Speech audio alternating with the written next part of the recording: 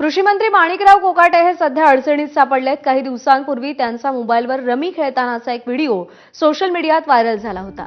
आमदार रोहित पवार यांनी त्यांच्या एक्स हँडलवरून हा व्हिडिओ पोस्ट केला होता आणि यानंतर विरोधकांकडून कृषी मंत्र्यांवर चौफेर हल्लाबोल करण्यात आला। आता माणिकराव कोकाटेंबाबतचा विधिमंडळाचा चौकशी अहवाल समोर आलाय।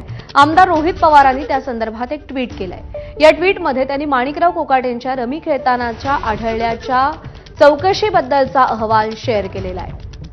कृषी मंत्री सभागृहात केवळ 42 सेकंद पत्ते खेळत नव्हते, तर तब्बल 18 ते 22 मिनिटं पत्ते खेळत असल्याचा विधिमंडळाच्या चौकशीचा अहवाल असून हा अहवाल मुख्यमंत्री तसंच उपमुख्यमंत्र्यांकडे देखील सादर केला असल्याची माहिती आहे। सरकार याबाबत खुलासा करेल का, असा सवाल रोहित पवार यांनी केलाय।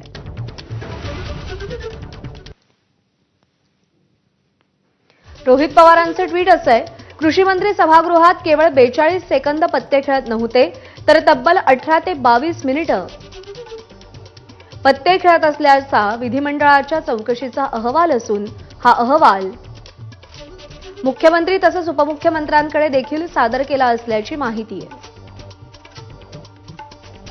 सरकार याबाबत खुलासा करेल का, असा सवाल त्यांनी उपस्थित केलाय। सभागृहात तब्बल 18 ते 22 मिनिटं पत्ते खेळणाऱ्या कृषी मंत्र्यांवर सरकार कारवाई करणार नसेल, तर मुख्यमंत्र्यांना स्वर्गीय अटलजींच्या तर उपमुख्यमंत्री अजित पवारांना स्वर्गीय यशवंतराव चव्हाणांच्या विचारांचा वारसा सांगण्याचा नैतिक अधिकार उरतो का? #पत्ते खेळणारा मंत्री।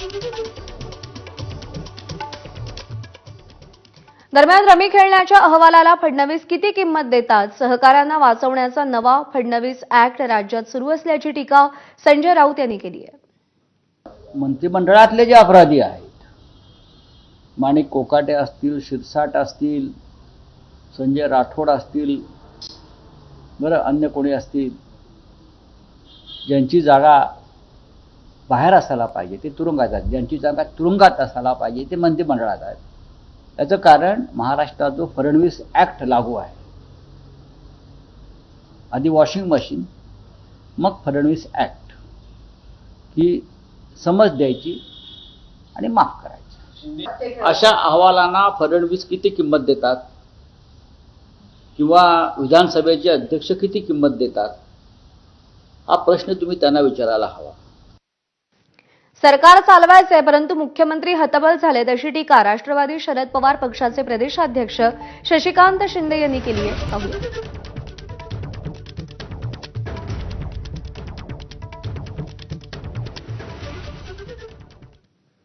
तर अंबादास दानवे यांनी मुख्यमंत्री फडणवीस आणि उपमुख्यमंत्री अजित पवार यांच्यावर टीका केली आहे।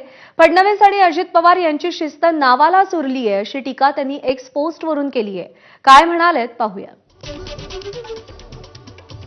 राज्याचे कारभारी देवेंद्र फडणवीस आणि अजित पवार यांची शिस्त तशी नावालाच उरली आहे वाटतं।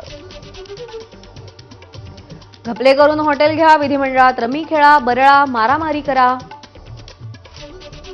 कोणाच्याही नाकावर बुक्का मारा, काहीही करा। आता हे दोन शिस्तीचे लोक फक्त नाराजी, तीव्र नाराजी, अतितीव्र नाराजी व्यक्त करतानाच दिसतात।